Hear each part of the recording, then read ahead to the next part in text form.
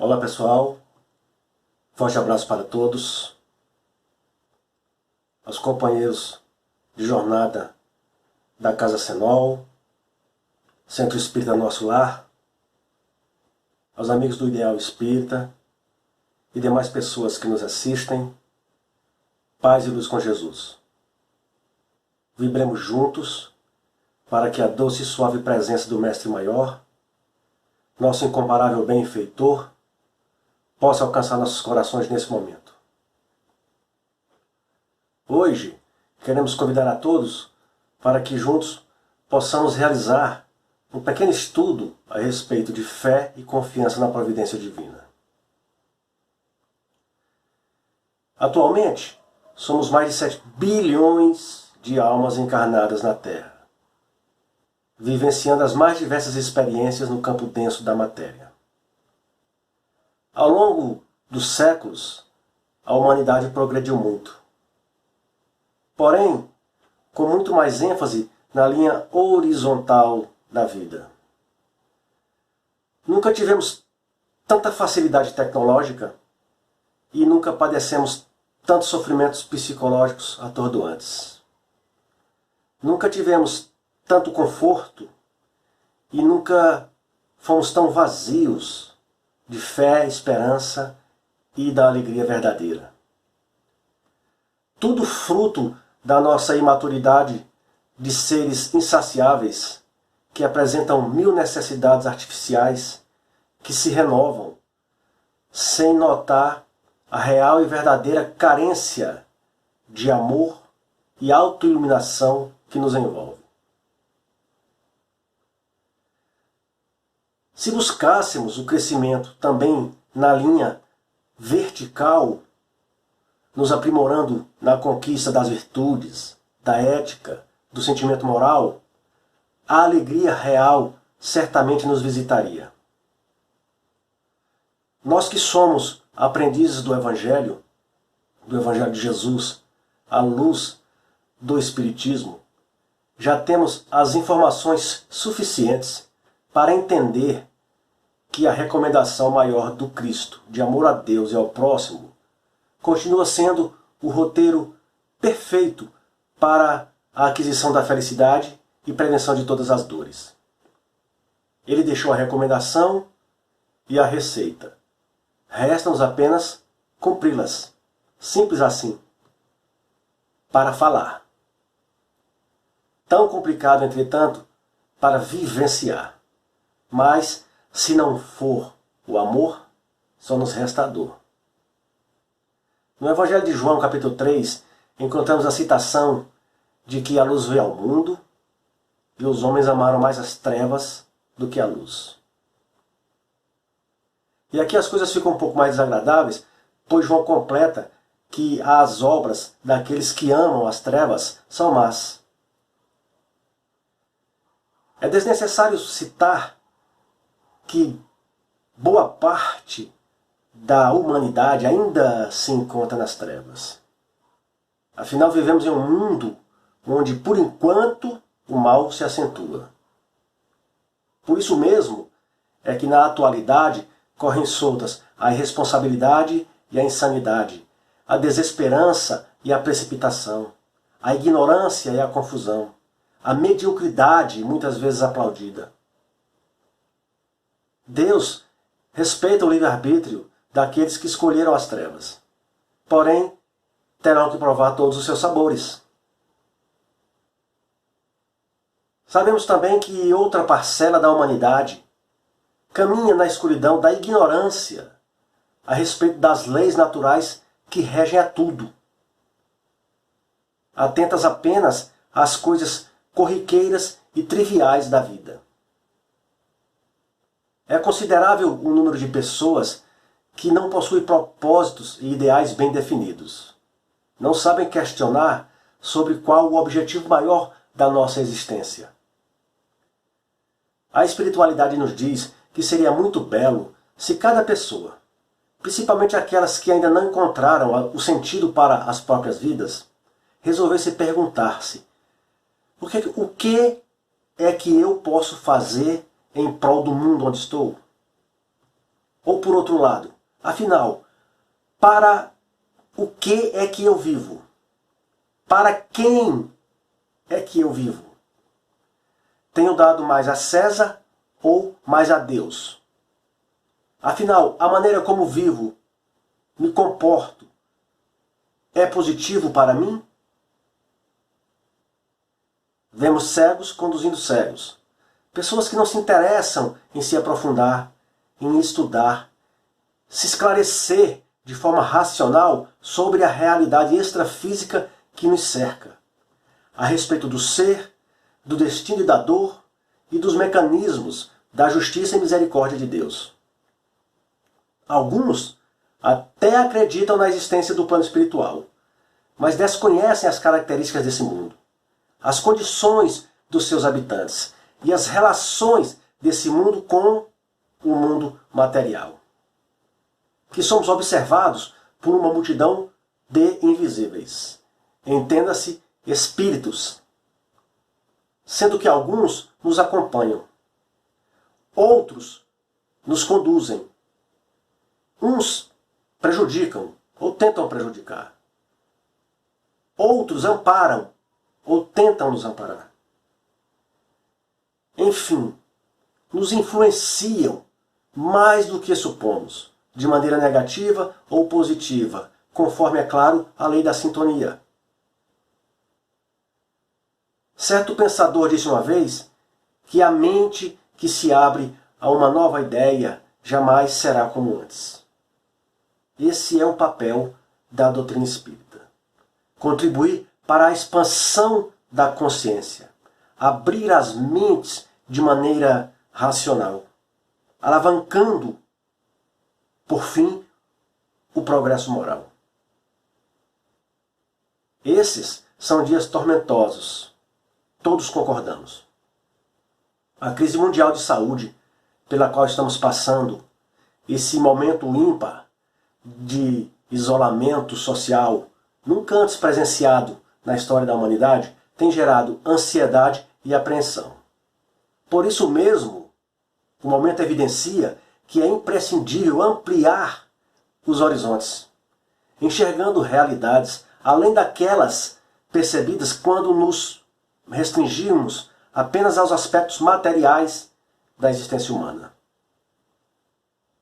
Temos nos deixado perturbar e temos sido instrumentos da perturbação. Procuremos a luz. Andai como os filhos da luz. Não é o que diz a canção? Brilhe a vossa luz, asseverava o nosso mestre.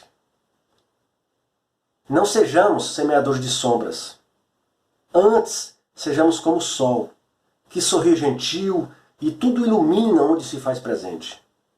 Não nos permitamos sintonias inferiores, porque se vibrarmos mal, nos sentiremos mal e naturalmente tudo se nos tornará mais difícil. No momento, há que se redobrar a vigilância quanto aos arautos do pessimismo, os oportunistas, que pululam em diversos cantos, causando discórdia e levando pessoas, instituições e até povos a se confrontarem como se estivessem em plena guerra. Infelizmente, tal estado de coisas acaba repercutindo no campo mental das pessoas, de onde acaba surgindo os mais variados estados psicológicos, dando origem a sentimentos danosos, tais como insegurança, ansiedade, amargura, desespero, temor, medo e descrença. Provavelmente, em muitos corações e mentes fragilizados, vai acabar germinando a semente da dúvida e da sensação de desamparo, frutificando questionamentos tais como: teria Deus nos abandonado? Teria Deus nos abandonado nesse vale de lágrimas? Se não, onde está o amparo, a assistência?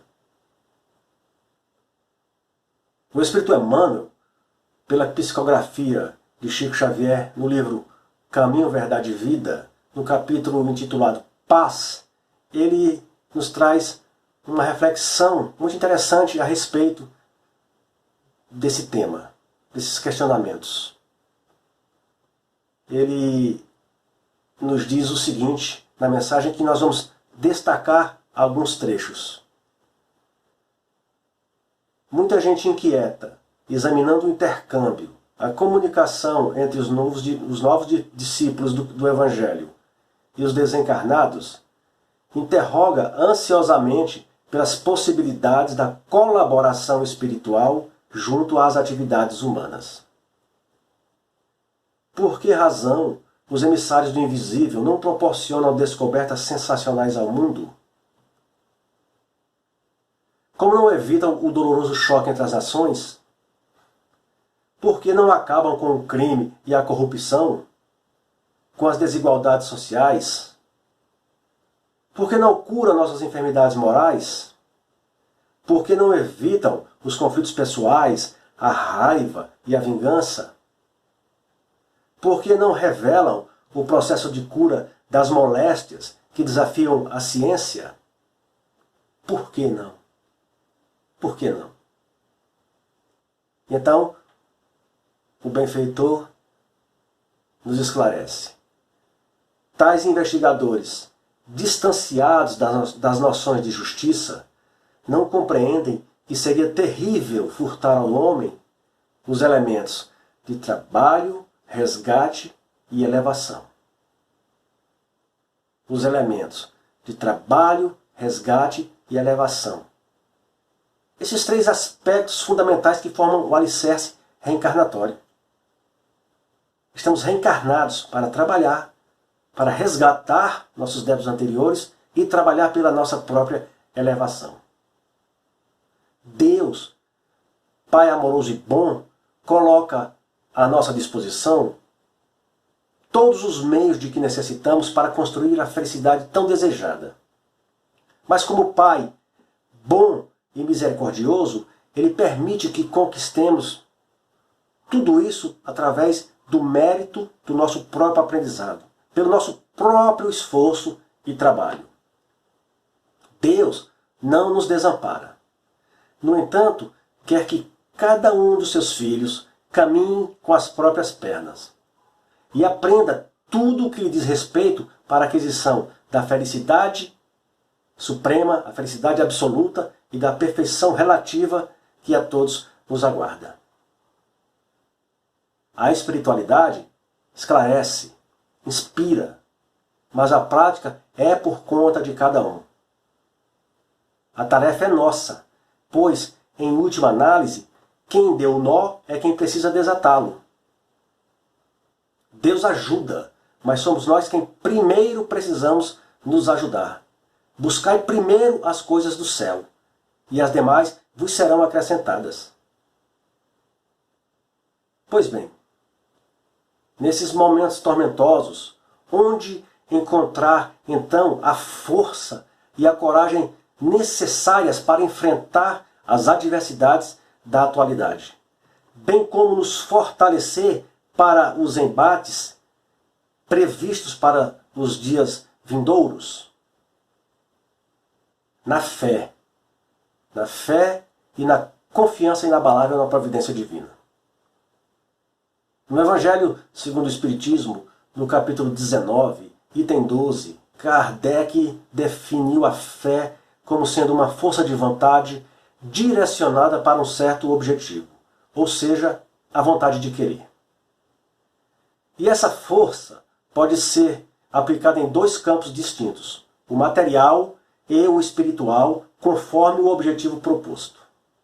No campo material, Kardec define a fé como humana, quando ela é usada para conquistar, conseguir objetivos materiais e intelectuais. Todos nós temos que ter essa fé, que é a crença em nossa própria realidade, nossa própria capacidade de realizar uma tarefa material. No campo espiritual, Kardec define a fé como divina, pois ela orienta o homem na crença em uma força, em uma inteligência superior a ele e a tudo, que direciona a sua capacidade na busca de algo além do material. na descoberta do seu lado imortal. Esta fé, aliada à fé humana, espiritualiza os objetivos desta última e direciona a força material para a satisfação da coletividade e não mais só da individualidade. É a religiosidade como força ativa, agregando a caridade, a fraternidade e a melhoria interior. Portanto, não basta suplicar a intercessão dos bons. É preciso nos convencer de que é necessário a nossa renovação para o bem. Não basta apenas a medicação para o corpo. É preciso trabalhar o nosso mundo íntimo, alijar do coração os sentimentos menos nobres. Assistência, todos nós temos. Porém, quando os homens se entregam à procura apenas dos prazeres materiais, ficam como que animalizados, nas sombras, inacessíveis às vibrações e inspirações que os bons espíritos lhes transmitem. Não adianta o auxílio do plano superior quando o homem não se preocupa em retê-lo. Além disso, diz Emmanuel, a espiritualidade não se curva aos nossos caprichos interesseiros. A misericórdia de Deus é infinita, porém não é cega. Se for necessário, a justiça se cumprirá. A dor muitas vezes vem nos ensinar a compreender a soberana e indefectível justiça de Deus. Deus é a lei. A lei é inflexível. Sujamos, temos que limpar. Bagunçamos, temos que arrumar. Quebramos, temos que consertar. Não como castigo, mas como lição de aprendizado. Algumas pessoas imaginam que a vida ideal seria aquela em que não houvesse problemas. Seria. No caso não vivêssemos em um mundo de provas e expiações. Lar e escola de espíritos endividados. Aliás, no que diz respeito ao mundo de provas e expiações, a espiritualidade tem nos trazido notícias. Digamos que há uma notícia boa e uma nem tanto. A boa é que esse ciclo provacional está se encerrando. Estamos em plena transição para um mundo de regeneração, onde as coisas serão bem melhores. A segunda notícia é que não existe transição sem sofrimento. Haverá sofrimento tanto no mundo físico quanto no mundo espiritual. Portanto, apertemos os cintos. Não é à toa que Jesus asseverou em seu Evangelho: no mundo tereis tribulações. Porém, ali mesmo ele nos conforta ao nos dizer: mas tende bom ânimo, eu venci o mundo. Nesse mundo, todos temos problemas. Esse é um fato. Não é privilégio de alguns. Todos temos problemas. Menores ou maiores. De fácil ou difícil resolução. Rápidos ou demorados. Portanto, acalmemo-nos. Calma, calma. A turbulência passa. De toda forma, não fosse o problema, o homem haveria de se acomodar. É preciso que algo incomode sempre o homem, para que, sentindo-se incomodado, ele procure as soluções e caminhos. Desenvolva a inteligência e a sua capacidade de auto-superar-se. Tudo passa. E no final, o peso emocional que nos restará será sempre proporcional àquilo que alimentamos, a negatividade ou a positividade. Logicamente, não podemos controlar todas as variáveis da vida. Sempre haverá situações que escapam do nosso controle, do nosso alcance.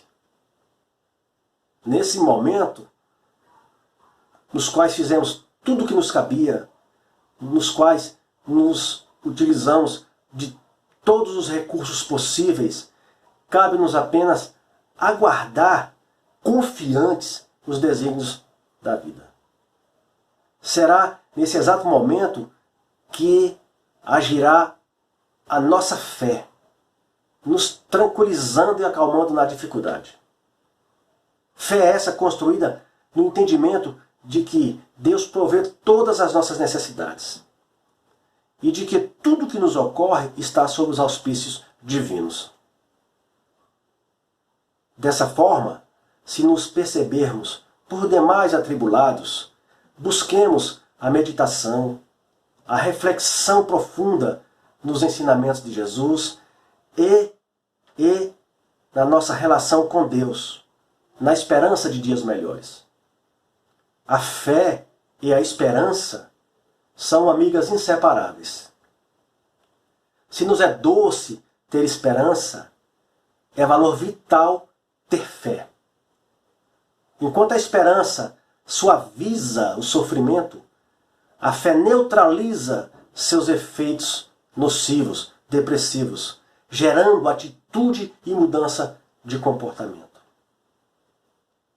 Jesus, o Mestre, no intuito de incentivar as criaturas à própria melhoria, lecionou certa vez que quem estivesse no telhado não descesse para o interior da casa. Que quem estivesse no campo não retornasse para a cidade. O convite é para que, vencidas as etapas, as pequenas deficiências, abolidos alguns erros, não nos permitamos cometê-los outra vez. Que não demos passos para trás. Se mantivermos a mente consciente das nossas responsabilidades, das nossas potencialidades perante a realidade de seres imortais que somos, a nossa percepção do tempo e da vida tomará outra dimensão. A existência terrena é toda uma oportunidade para enriquecimento contínuo. Não estamos aqui a passeio. Cada um tem em mente que os seus não são os maiores nem os piores problemas. Eles pesam o volume exato que nós lhe damos. Libertemos-nos da queixa pessimista e meditemos mais nas fórmulas para perseverar e produzir, para solucionar. Nunca cedamos espaço à hora vazia, que se preenche de tédio, mal-estar ou perturbação. Que tal boas leituras, boa música, bons filmes, conversação sadia e edificante? Lembremos-nos que somos espíritos, mas ainda seres humanos. E o processo de conscientização é lento. A natureza não dá saltos, mas a criatura só adquirirá segurança e lucidez através da ação contínua e firme. Mesmo porque ninguém tem somente coisas ruins em sua vida. Ao lado das lutas constantes, existem sempre as compensações que Deus providencia. Estamos todos em viagem. Sabemos quando chegamos, mas não conhecemos a data da nossa partida.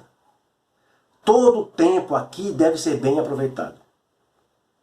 Não percamos tempo com implicâncias injustificadas, com ódios gratuitos, com mágoas guardadas, com prazeres efêmeros. A existência é muito maior do que isso. Reconsiderar conceitos, repensar hábitos, aprofundar conhecimentos, reformular pensamentos, redirecionar sentimentos, superar limitações e imperfeições, trabalhar pela melhoria da própria realidade. Esse é o programa para quem deseja angariar aqui na Terra o melhor número de experiências positivas. Cada dia é uma oportunidade nova que Deus nos concede, dando-nos prova de imenso amor. Acompanhemos então a sucessão das horas, segundos e minutos, cultivando otimismo e bem-estar. Saudemos o dia com a oração da gratidão a Deus. Estamos vivos, na carne ou fora dela. Enquanto a vida se expressa, se multiplicam as oportunidades de crescer e ser feliz. O mundo está repleto de braços que agridem e de vozes que amaldiçoam. Que seja a nossa presença junto aos outros a representação do Divino Mestre, inspirando alegria e segurança. O braço que ampara e abriga. A voz que consola e orienta. Recordamos, por fim, da lição importante de Chico Xavier. Tudo que pudermos fazer no bem, não devemos adiar. E lembremos que o homem que cumpre o seu dever ama a Deus mais do que as criaturas. E ama as criaturas mais do que a si mesmo. As pessoas são o que são. Nós somos como somos. E Deus espera que nos amemos assim como nos permite ser. Somente quem possui pode oferecer. Todos somos semeadores, na certeza de que tudo aquilo que oferecemos à vida na figura do próximo será justamente aquilo que a vida nos devolverá. Gratidão para todos e que a paz, a harmonia e o equilíbrio nos acompanhem hoje e sempre.